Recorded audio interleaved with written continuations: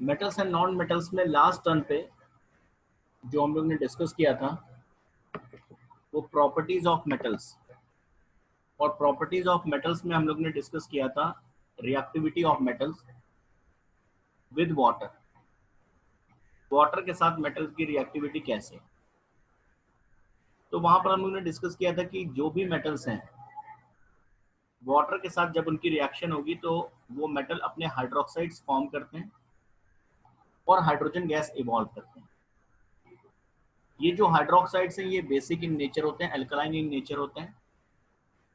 This is why जब भी आप किसी मेटल को वाटर से रिएक्ट कराते हो तो एक अल्कलाइन सॉल्यूशन का फॉर्मेशन होता है, एक अल्कलाइन सॉल्यूशन बनता है। आज का जो टॉपिक है हमारा वो reaction of metals with dilute acids. Dilute acids मतलब dilute HCl, dilute H2SO4, dilute HNO3। इन डाइल्यूट एसिड्स के साथ मेटल्स का बिहेवियर कैसा होता है। तो देखिए जितने भी मेटल्स हैं मोस्टली, अगर बहुत वो लेस रिएक्टिव नहीं है या लीस्ट रिएक्टिव, तो जितने भी मेटल्स हैं उनका एक जनरल कैरेक्टरिस्टिक है, एक जनरल प्रॉपर्टी है कि जब कभी भी वो किसी डाइल्यूट एसिड के साथ उनको रिएक्ट कराओगे आप, डाइल्यूट HCl के साथ, डाइल्यूट H2SO4 के साथ, तो ये जो मेटल्स हैं वो एसिड से हाइड्रोजन गैस रिप्लेस करेंगे या हाइड्रोजन गैस इवॉल्व करेंगे, अपना सॉल्ट बना लेंगे मेटल और एसिड में से हाइड्रोजन को रिप्लेस कर देंगे या हाइड्रोजन गैस को इवॉल्व करेंगे। तो जनरल फीचर ये है कि रिएक्टिव मेटल्स डिस्प्लेस हाइड्रोजन और evolve hydrogen from dilute acids and form their salts. Reaction कितना फास्ट होगा या कितना स्लो होगा ये मेटल की रिएक्टिविटी पे डिपेंड करता है। जैसे वाटर के साथ रिएक्शन में रिएक्शन फास्ट होगा या स्लो होगा या हीट करना पड़ेगा, रूम टेम्परेचर पे हो जाएगा, ये सब डिपेंड करता है कि जो मेटल वाटर से रिएक्ट कर रहा है वो रिएक्टिव कितना है। Similarly reaction of metals with dilute acids में प्रॉपर्टी क्लियर है कि मेटल को एसिड से ट्रीट करोगे तो मेटल का सॉल्ट बनेगा और हाइड्रोजन इवॉल्व होगा, प्रॉपर्टी ये है। लेकिन कितनी जल्दी सॉल्ट बनेगा, कितनी जल्दी हाइड्रोजन इवॉल्व होगी, ये डिपेंड करता है मेटल की रिएक्टिविटी पे। और इवन कुछ मेटल्स ऐसे भी होते हैं जो इतने कम रिएक्टिव है कि वो एसिड्स के साथ डायरेक्ट रिएक्ट नहीं कर पाते। तो देखिए जरा वन बाय वन कुछ मेटल्स को एग्जांपल क्लियर होते हैं। जैसे हम dilute hydrochloric acid, dilute HCl के साथ पहले हम कुछ मेटल्स की रिएक्शन देखते हैं। अब कुछ मेटल्स में जैसे हमारा सोडियम है, पोटेशियम है, लिथियम है, ये बहुत रिएक्टिव। लास्ट टाइम पे भी हमने कहा था कि ये मेटल्स बहुत ज्यादा रिएक्टिव होते हैं। तो इनको अगर आप एसिड के साथ ट्रीट करोगे डाइल्यूट HCl के साथ तो ये तुरंत अपना सॉल्ट बना लेंगे और हाइड्रोजन गैस इवॉल्व करेंगे। और इवन ये इतने ज्यादा रिएक्टिव हैं कि इनका जो रिएक्शन होता है एसिड के साथ वो हाईली एक्सोथर्मिक होगा, लार्ज अमाउंट ऑफ हीट उसमें लिबरेट होगा, रिएक्शन वायलेंट नेचर का होगा, अनकंट्रोल्ड होगा, फायर कैच कर सकता है, जो प्रॉब्लम वाटर के साथ।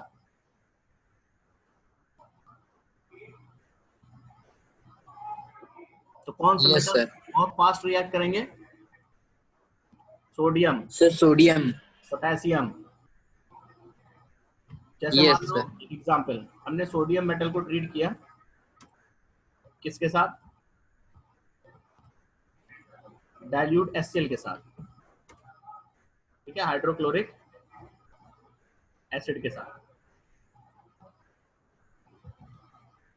ठीक है, ये डाइल्यूट एसिड। तो सोडियम ने अपना सॉल्ट बना लिया NaCl प्लस इवॉल्व किया हाइड्रोजन। ये प्रॉब्लम, कोई भी मेटल होगा तो वो ऐसे ही करेगा, अपना सॉल्ट बनाएगा और हाइड्रोजन गैस इवॉल्व करेगा। ऐसे मान लीजिए पोटेशियम है, ये भी बहुत रिएक्टिव है। इसको भी जब आप HCl के डाइल्यूट सॉल्यूशन से रिएक्ट कराओगे इट गिव्स, अपना सॉल्ट बनाएगा पोटेशियम क्लोराइड और प्लस हाइड्रोजन गैस इवॉल्व करेगा। ये प्रॉपर्टी किसी भी मेटल की, सोडियम हो, पोटेशियम हो, कैल्शियम हो, मैग्नीशियम हो, आयरन हो, कोई भी मेटल होगा, अगर उसको आप डाइल्यूट एसिड के साथ ट्रीट करेंगे तो उस मेटल का सॉल्ट बनना है और हाइड्रोजन गैस इवॉल्व करना। क्लियर हो गया? लेकिन ये बहुत रिएक्टिव मेटल्स हैं, तो इनके साथ रिएक्शन बहुत जल्दी हो जाएगी और हाईली एक्सोथर्मिक होगी, large amount of heat liberate होगा, रिएक्शन अनकंट्रोल्ड होगा। ये रिएक्शंस आप नोट कर लीजिएगा अपने note. Yes sir. Second, magnesium metal है।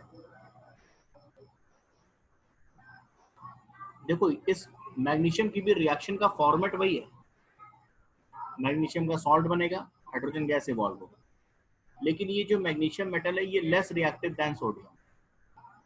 ये सोडियम जितना रिएक्टिव नहीं है, तो ये मैग्नीशियम मेटल जब रिएक्ट करेगा डाइल्यूट हाइड्रोक्लोरिक एसिड के साथ तो इट रिएक्ट्स लेस रैपिडली, मतलब उतना फास्ट रिएक्शन नहीं होगा, उतना वायलेंट रिएक्शन नहीं होगा, उतना अनकंट्रोल्ड नहीं होगा, लेकिन पैटर्न वही होगा रिएक्शन का, salt of magnesium along with hydrogen gas. Magnesium reacts with dilute HCl to replace hydrogen या to evolve hydrogen, और इसका अपना सॉल्ट बनेगा magnesium chloride MgCl2 plus hydrogen gas का इवोल्यूशन। इवन अगर मान लीजिए यहाँ पर HCl की जगह कोई और एसिड ले लेते हैं डाइल्यूट, H2SO4 मान लीजिए ले लेते हैं, सपोज हम सल्फ्यूरिक एसिड ले लेते हैं डाइल्यूट, तो सॉल्ट केस वही है, जब भी कोई एसिड लोगे तो मेटल का सॉल्ट प्लस हाइड्रोजन। अब वहां क्लोराइड सॉल्ट मिल रहा है, यहाँ पर सल्फेट सॉल्ट हो जाएगा MgSO4 plus evolution of hydrogen gas, ये रिएक्शन हो जाएगा। बट पैटर्न वही है कि एसिड के साथ जब आप रिएक्शन कराएंगे मेटल्स का तो salt of metal plus hydrogen gas. ठीक है, क्लियर हो गया रिएक्शन मैग्नीशियम का। बट ये रिएक्शन उतना यस सर। ज्यादा वायलेंट नहीं है, उतना ज्यादा ये रिएक्शन उतना ज्यादा वायलेंट नहीं है, उतना ज्यादा एक्सोथर्मिक नहीं। ठीक है, हीट कम लिबरेट होगी इसमें। क्लियर हो गया? चलिए नेक्स्ट, नेक्स्ट आइए एल्यूमिनियम। एल्यूमिनियम मेटल धीरे धीरे देखिए रिएक्टिविटी कम हो रही है, एल्यूमिनियम मैग्नीशियम से भी लेस रिएक्टिव है। और एक प्रॉब्लम और है एल्यूमिनियम में जो हमने पहले भी डिस्कस किया आपके साथ, कि एल्यूमिनियम मेटल जो होता है वो एटमॉस्फेयर की ऑक्सीजन के साथ रिएक्ट कर लेता है, एल्यूमिनियम ऑक्साइड बना लेता है, और इस एल्यूमिनियम ऑक्साइड की एक कोटिंग, एक लेयर, एक प्रोटेक्टिव लेयर उस एल्यूमिनियम मेटल के ऊपर डिपॉजिट हो जाता है। इस प्रोटेक्टिव लेयर या इस कोटिंग, एल्यूमिनियम ऑक्साइड की इस कोटिंग की वजह से एल्यूमिनियम बहुत ज्यादा रिएक्टिव नहीं होता जब तक कि आप उसके ऊपर की इस एल्यूमिनियम ऑक्साइड की लेयर को या इस एल्यूमिनियम ऑक्साइड की कोटिंग को रिमूव नहीं कर लेते। ठीक है, यस सर। तो aluminium metal which is less reactive than magnesium at first react slowly with dilute HCl। क्यों स्लोली रिएक्ट करता है? Due to presence of a protective layer of aluminium oxide on its surface. But when this oxide layer gets dissolved in acid, जैसे जब ये oxide layer acid के साथ react करके खत्म हो जाएगा तो जो नीचे इस लेयर के नीचे जो एल्यूमिनियम मेटल है वो अब डायरेक्ट कांटेक्ट में आ गया एसिड के, then fresh aluminium metal is exposed which reacts rapidly with dilute hydrochloric acid to form aluminium chloride and hydrogen gas। तो एल्यूमिनियम मेटल के साथ जो रिएक्शन है, अगर कोई क्वेश्चन पूछता है, पहले स्लो होता है फिर फास्ट होता है। स्लो इसलिए होता है क्योंकि पहले एल्यूमिनियम ऑक्साइड की एक प्रोटेक्टिव लेयर, एक कोटिंग होती है, उस कोटिंग की वजह से रिएक्शन उतना फास्ट नहीं हो पा रहा है। बाद में जब वो कोटिंग रिमूव हो गई, वो एसिड से रिएक्ट कर लिया, जब वो कोटिंग नहीं रही तो अब सीधे एल्यूमिनियम मेटल की रिएक्शन होने लगी और रिएक्शन की स्पीड बढ़ गई। ठीक है, तो aluminium metal reacts with HCl, ये dilute hydrochloric acid, to form AlCl3 aluminium chloride plus hydrogen gas. ये process 2Al plus 6HCl dilute gives 2AlCl3 plus 3H2। ये रिएक्शन है। क्लियर हो गया? अब धीरे धीरे देखिए आप, रिएक्टिविटी ऑर्डर कम हो रही है, रिएक्शन की स्पीड स्लो हो रही है। सोडियम के साथ बहुत ज्यादा वॉलेंट था, पोटेशियम, सोडियम। मैग्नीशियम के साथ रिएक्शन कंपैरेटिवली थोड़ी सी स्लो हो गई, क्योंकि मैग्नीशियम की रिएक्टिविटी, इस मेटल की रिएक्टिविटी थोड़ी सी कम है सोडियम या पोटेशियम के रिस्पेक्ट। एल्यूमिनियम के साथ एक ऑक्साइड लेयर की प्रॉब्लम है, रिएक्शन और स्लो होगी, लेकिन रिएक्शन का फॉर्मेट हर जगह एक ही है। Metal reacts with dilute acids to form salt and evolution of hydrogen. अब जिंक में आ जाइए, नेक्स्ट मेटल जिंक। ये एल्यूमिनियम से भी लेस रिएक्टिव है। It reacts slowly with dilute hydrochloric acid to form zinc chloride and hydrogen gas. ये भी बिल्कुल एल्यूमिनियम की तरह ही रिएक्ट करेगा, बस रिएक्शन की स्पीड थोड़ी सी कम हो। Zinc also react with dilute HCl to form its salt ZnCl2 with evolution of hydrogen gas। और इवन यहाँ तो हम HCl की बात कर रहे हैं, अगर HCl की जगह कोई और भी डाइल्यूट एसिड इसे हम दे देते हैं, या किसी और डाइल्यूट एसिड के साथ ये रिएक्ट करता है जिंक, लाइक H2SO4, इसको भी अगर आप लेंगे डाइल्यूट एसिड को, तो यहाँ भी पैटर्न वही होगा, सॉल्ट ऑफ जिंक, बस वो सॉल्ट क्लोराइड सॉल्ट की जगह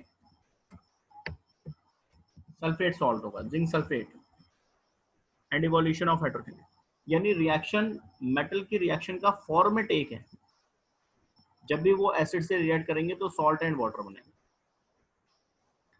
अब वो HCl के साथ कर रहे हैं तो क्लोराइड सॉल्ट, सल्फ्यूरिक एसिड के साथ कर रहे हैं तो सल्फेट सॉल्ट, किसी और एसिड के साथ करेंगे तो उसके अकॉर्डिंग सॉल्ट मिलेगा। ठीक है, तो पैटर्न एक है। दूसरी बात कि रिएक्शन की स्पीड या एक्सोथर्मिक नेचर, कितना अमाउंट ऑफ हीट लिबरेट होगा, ये सब डिपेंड करेगा मेटल की रिएक्टिविटी। इससे नीचे आएंगे और लेस रिएक्टिव मेटल आयरन में। ये नोट कर लिया रिएक्शन आपने?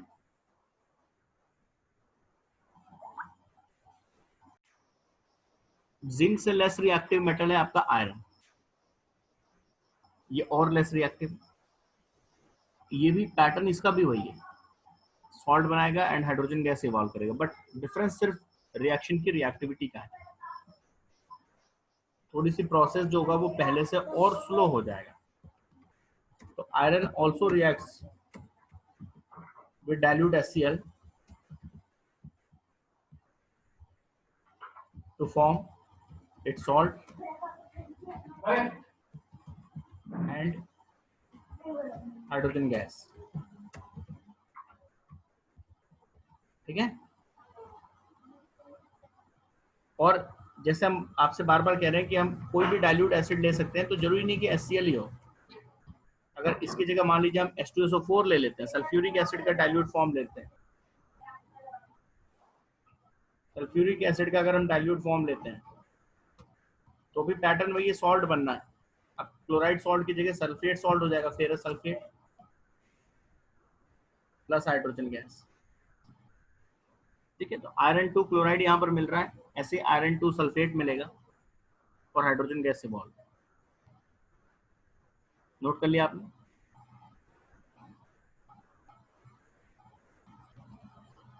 और रिएक्टिविटी को और कम करते हैं मेटल्स की, लेड में आ जाते हैं, कॉपर में आ जाते हैं, सिल्वर में, गोल्ड में। अगर इन मेटल्स की बात करें तो ये और लेस रिएक्टिव हो गए, इवन इतने लेस हो गए, ये इनकी रिएक्टिविटी इतनी कम हो गई कि ये डाइल्यूट एसिड्स के साथ हाइड्रोजन गैस रिप्लेस नहीं कर पाएंगे, इनकी इतनी कैपेबिलिटी नहीं है। तो ये जो मेटल्स हैं, copper, silver, gold, platinum, mercury, ये जो मेटल्स हैं ये बहुत लेस रिएक्टिव और इतने कम रिएक्टिव है कि ये एसिड्स के साथ रिएक्ट करके सॉल्ट एंड हाइड्रोजन गैस नहीं बना। ठीक है, अब देखिए यहाँ पे ये जो रिएक्शन है हमने डाइल्यूट HCl के साथ पढ़ा था, सेम ऐसी ही रिएक्शन डाइल्यूट सल्फ्यूरिक एसिड के साथ भी होगा। हमने पहले बताया, बस यहाँ पर क्या होना है, मेटल सल्फेट्स बनना और हाइड्रोजन गैस इवॉल्व होना। तो सेम वही कहानी जो हम लोग ने पढ़ी थी, वैसी सेम कहानी यहाँ पर डाइल्यूट सल्फ्यूरिक एसिड के साथ भी सब कुछ वैसे ही होगा। जैसे अगर हम सोडियम ले लें, सोडियम की बात करें तो सोडियम वैसे ही रिएक्ट करेगा डाइल्यूट सल्फ्यूरिक एसिड के साथ, जैसे डाइल्यूट HCl के साथ कर रहा है वैसे। अंतर सिर्फ इतना है कि यहाँ पर क्लोराइड सॉल्ट की जगह सल्फेट सॉल्ट बनाएगा। It forms Na2SO4 plus hydrogen gas. Similarly aluminium reacts in same manner, aluminium बिल्कुल ऐसे रिएक्ट करेगा सल्फ्यूरिक एसिड के साथ। डिफरेंस सिर्फ इतना है कि इस बार ये सल्फेट बनाएगा, Al2SO4 whole thrice, evolution of hydrogen gas. Zinc बिल्कुल वैसे रिएक्ट करेगा सल्फ्यूरिक एसिड के साथ, सेम वैसे रिएक्शन करेगा जैसे HCl के साथ कर रहा है, बट यहाँ पर सल्फेट बनाएगा ZnSO4। आप इन रिएक्शंस को नोट भी करते रहिए, प्लस हाइड्रोजन, सेम वही रिएक्शन। आयरन बिल्कुल वैसे ही रिएक्ट करेगा,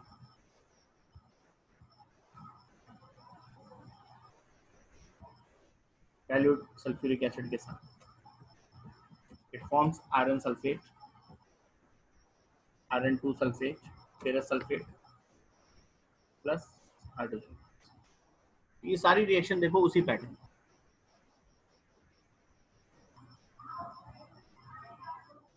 अब नेक्स्ट है आपका रिएक्शन विद एसिड्स में, दो एसिड के साथ हो गए, डाइल्यूट HCl के साथ और डाइल्यूट सल्फ्यूरिक एसिड के साथ।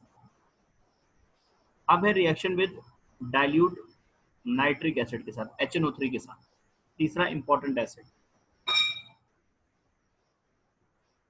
ये रिएक्शन बहुत इंपॉर्टेंट है। अभी तक डिफरेंस क्या है इसमें और जो हमने दो रिएक्शंस पढ़ी थी उसमें जरा डिफरेंस भी समझिएगा।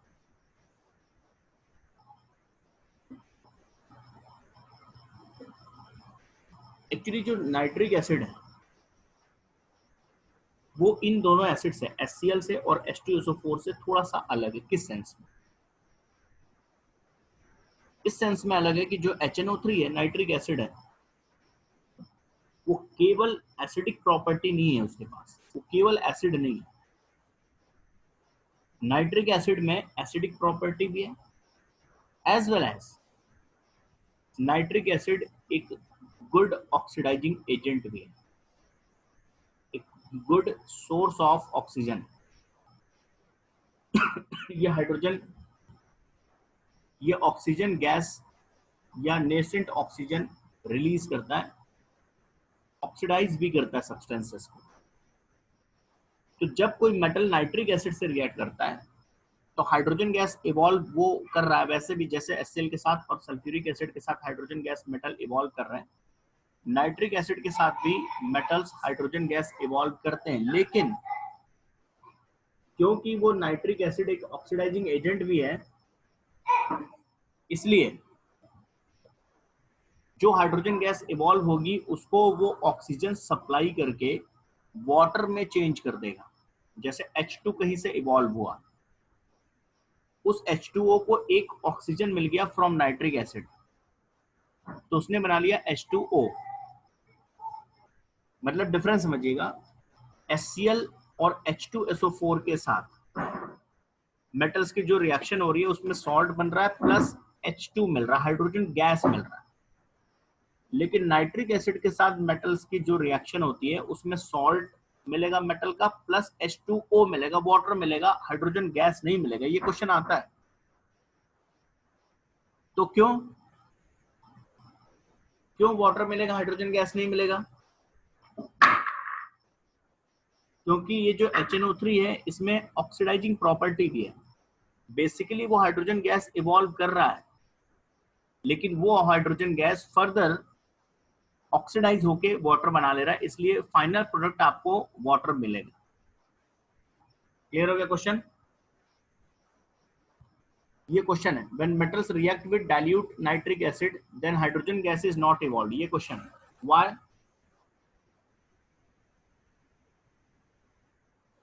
क्यों? हाइड्रोजन गैस बाकी एसिड्स के साथ अगर हाइड्रोजन गैस इवॉल्व कर रहे हैं मेटल्स, तो नाइट्रिक एसिड के साथ क्यों नहीं करेंगे? Reason, this is because nitric acid is a strong oxidizing agent. So as soon as hydrogen gas is formed in the reaction between a metal and dilute HNO3, the nitric acid oxidizes this hydrogen to water, and nitric acid is itself reduced to any of the nitrogen oxide as NO2, N2O या NO। मतलब main कहानी ये कि hydrogen gas यहाँ भी evolve हुआ है, but वो हाइड्रोजन आगे ऑक्सीडाइज हो गया है H2O में, इसलिए फाइनल आप फॉर्म देखेंगे तो H2 नहीं दिखेगा, H2O दिखेगा। क्लियर?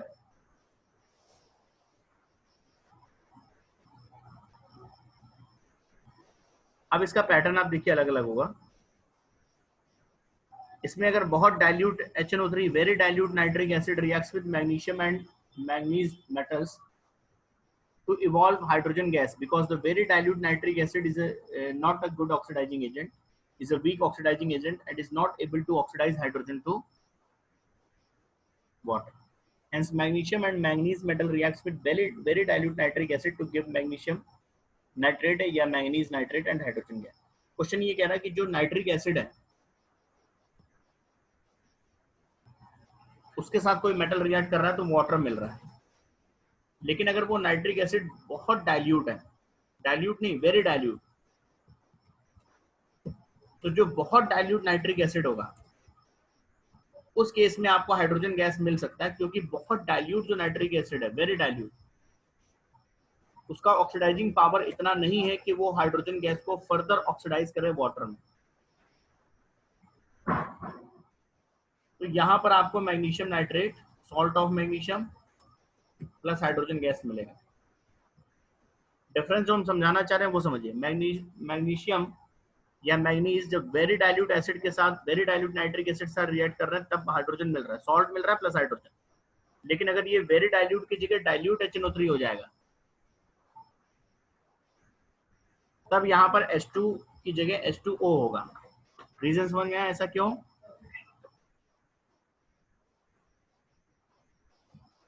क्योंकि जो ये डाइल्यूट HNO3 है इसमें ऑक्सीडाइजिंग प्रॉपर्टी है, तो ये जो हाइड्रोजन गैस इवॉल्व हो रहा है इसको ऑक्सीडाइज कर देगा आगे H2O में। वेरी डाइल्यूट नाइट्रिक एसिड में इतना ऑक्सीडाइजिंग पावर नहीं है, तो जो हाइड्रोजन गैस इवॉल्व होगा ये उसको ऑक्सीडाइज नहीं करेगा H2O में, फाइनल प्रोडक्ट आपको हाइड्रोजन ही मिलेगा। ठीक है?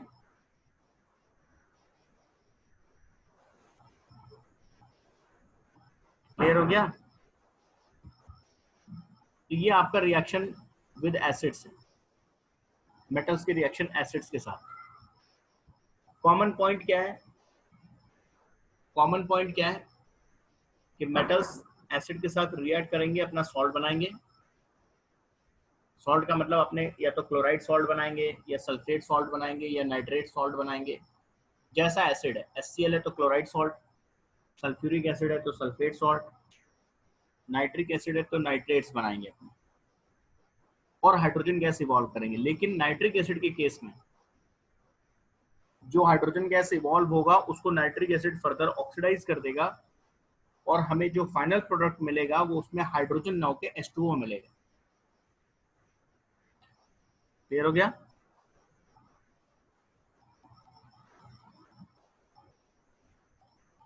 Next topic is aqua regia. ये एक्वारेजिया क्या है? कई बार ऐसा होता है कि कुछ ऐसे मेटल्स होते हैं जैसे गोल्ड है, सिल्वर है, प्लैटिनम, ये किसी भी एसिड से रिएक्ट नहीं कर रहे हैं। HCl से नहीं कर रहे हैं, यस सर। सल्फ्यूरिक एसिड से नहीं कर रहे हैं, नाइट्रिक एसिड से नहीं कर रहे हैं, किसी भी एसिड में ये डिसॉल्व नहीं होते, किसी भी एसिड से रिएक्ट नहीं करते, बहुत इनर्ट मेटल है। तो यहाँ पर हम क्या करते हैं कि ये न डाइल्यूट एसिड से रिएक्ट कर रहे हैं, न कॉन्सेंट्रेटेड एसिड से रिएक्ट कर रहे हैं। तो यहाँ पर हम दो एसिड्स को मिलाकर एक मिक्सचर बना रहे हैं। वो दो एसिड कौन से हैं? Nitric acid concentrated and concentrated hydrochloric acid in 1:3 ratio. ये रेशियो भी बहुत फिक्स है। जब हम कॉन्सेंट्रेटेड नाइट्रिक एसिड को यानी HNO3 और कॉन्सेंट्रेटेड HCl को 1:3 के रेशियो में, ये रेशियो बहुत फिक्स है। इस रेशियो में 1:3 का मतलब कि अगर 1 ml HNO3 लेंगे तो 3 ml HCl, 100 ml अगर HNO3 ले रहे हैं तो 300 ml HCl उसमें मिलाइए। ये जो रेशियो मिलेगा HNO3 और HCl का 1:3 रेशियो में, this mixture is known as aqua regia. और इस एक्वारेजिया में कोई भी मेटल हो डिसॉल्व हो जाएगा, कोई भी मेटल हो वो इससे रिएक्ट कर ले। अलग अलग भले ही कोई मेटल अलग से ना HCl से रिएक्ट कर रहा है ना HNO3 से कर रहा है, लेकिन HCl और HNO3 का जो आपने ये मिक्सचर तैयार किया एक्वारेजिया, इससे कोई भी मेटल रिएक्ट कर लेगा, चाहे वो कितना भी इनर्ट हो, कितना भी लेस रिएक्टिव हो, गोल्ड हो, प्लैटिनम हो, सिल्वर, कोई भी मेटल इस एक्वारेजिया में डिसॉल्व हो जाएगा। ठीक है? This aquaresia can dissolve even gold and platinum metals, which cannot be dissolved in concentrated HNO3 or concentrated HCl alone. A mixture of concentrated nitric acid and concentrated hydrochloric acid evolves nascent chlorine, atomic chlorine, which reacts with gold, silver, platinum to form their chlorides. In this way, these metals get dissolved in aquaresia. ये जो aqua regia ये करता क्या, ये कैसे, इसमें ऐसी कौन सी प्रॉपर्टी आ गई कि ये किसी भी मेटल को डिसॉल्व कर सकता है? देखिए ये एक्वारेजिया क्या करता है, जरा समझिए। एक्वारेजिया हमने क्या कहा, कॉन्सेंट्रेटेड HNO3 और कॉन्सेंट्रेटेड HCl का 1:3 मिक्सचर, यानी अगर एक मॉलिक्यूल HNO3 है तो 3 मॉलिक्यूल HCl कॉन्सेंट्रेटेड, यही है एक्वारेजिया 1:3 के रेशियो में। मतलब एक HNO3 तो 3 HCl। ठीक है, क्लियर हो गया? और ये रिएक्ट करने के बाद, ये रिएक्ट करके बनाते हैं 2H2O plus NO2 plus 2Cl, NO2 plus 2Cl। Cl क्या, ऐसे ऐसे लिखते हैं। इस तरह से जब कोई एटम अलग लिखा हो, जैसे Cl2 ना लिख के Cl लिखा हो, तो इसको कहते हैं नेसेंट क्लोरीन। नेसेंट क्लोरीन का मतलब एटॉमिक क्लोरीन। एटॉमिक क्लोरीन का मतलब जो एटम की स्टेट में हो, जो मॉलिक्यूल की स्टेट में ना हो। क्लोरीन को हम लोग जनरली क्या लिखते हैं, Cl2। तो Cl2 का मतलब क्लोरीन का मॉलिक्यूल हुआ। मॉलिक्यूल मतलब दो क्लोरीन एटम मिलकर एक मॉलिक्यूल बनाते हैं Cl2। जब हम केवल Cl लिखते हैं ब्रैकेट में, स्क्वायर ब्रैकेट के अंदर, तो ये इसको एटॉमिक क्लोरीन कहते हैं या नेसेंट क्लोरीन कहते हैं या फ्रेशली प्रिपेयर्ड, बिल्कुल ताजा ताजा क्लोरीन है ये। इवन इतना ये फ्रेश है कि एटम को मॉलिक्यूल में चेंज होने का भी टाइम नहीं मिला। इसको नेसेंट क्लोरीन कहते हैं। कोई भी चीज अगर नेसेंट कहेंगे, जैसे नेसेंट ऑक्सीजन, तो नेसेंट ऑक्सीजन का मतलब atomic oxygen. This nascent hydrogen, atomic hydrogen, हमेशा स्क्वायर ब्रैकेट के अंदर लिखा होगा, मतलब कि एटॉमिक स्टेट में। जैसे ऑक्सीजन वैसे मॉलिक्यूलर स्टेट में मिलता है O2। नाइट्रोजन N2 के फॉर्म में मिलता है, हाइड्रोजन H2 के फॉर्म में मिलता है, मॉलिक्यूल के फॉर्म में रहता है, बट यहाँ वो नेसेंट फॉर्म में, एटॉमिक स्टेट में, और एटॉमिक स्टेट किसी का ज्यादा रिएक्टिव होता है मॉलिक्यूलर स्टेट्स। तो ये जो नेसेंट क्लोरीन मिला, यही गोल्ड को या सिल्वर को या प्लैटिनम जो नहीं कहीं डिजॉल्व हो रहा था, वो इस नेसेंट क्लोरीन से रिएक्ट करता है। जैसे gold react with this nascent chlorine to form its salt gold chloride AuCl3, और ये सॉल्युबल है, AuCl3 बना के डिजॉल्व हो जाता है। सिमिलरली प्लैटिनम जो कहीं डिजॉल्व नहीं हो रहा था, reacts with this nascent chlorine, क्योंकि नेसेंट क्लोरीन नॉर्मल क्लोरीन से ज्यादा रिएक्टिव है, तो it gives PtCl4 platinum chloride which is soluble. Silver reacts with this nascent chlorine to form AgCl, soluble AgCl. ठीक है, तो एक्वा रेजिया, ये question आता है कि भाई एक्वा रेजिया में ऐसी क्या बात है, ये जो सिल्वर है, गोल्ड है, प्लैटिनम है, ये मेटल्स HCl के साथ, HNO3 के साथ, इनके साथ रिएक्ट नहीं कर रहे हैं, इनके साथ डिसॉल्व नहीं हो रहे हैं, इनके साथ सॉल्युबल कॉम्प्लेक्स नहीं बना रहे हैं, सॉल्युबल सॉलिड। तो एक्वा रेजिया में ऐसी क्या बात है कि उसने इन मेटल्स को डिसॉल्व कर लिया। तो एक्वा रेजिया का जो रिएक्शन है, एक्वा रेजिया की जो कहानी है, एक्वा रेजिया गोल्ड, सिल्वर या प्लैटिनम जैसे इनर्ट मेटल्स को डिसॉल्व कर रहा है या उससे रिएक्ट कर रहा है, वो अपने नेसेंट क्लोरीन की वजह से करता है। नॉर्मल क्लोरीन नहीं, नेसेंट क्लोरीन। नेसेंट क्लोरीन का मतलब atomic chlorine, freshly prepared chlorine atom, और ये नेसेंट क्लोरीन बहुत रिएक्टिव है, ये बहुत रिएक्टिव है। ठीक है, तो अगर कोई आपसे क्वेश्चन पूछे कि एक्वा रेजिया क्या है, तो aqua regia is a mixture of concentrated HNO3 and HCl in 1:3 ratio. दूसरा question, how aqua regia works, how aqua regia dissolves gold, platinum and silver like inert metals. उसका reason है aqua regia evolves nascent chlorine when concentrated HNO3 and HCl reacts,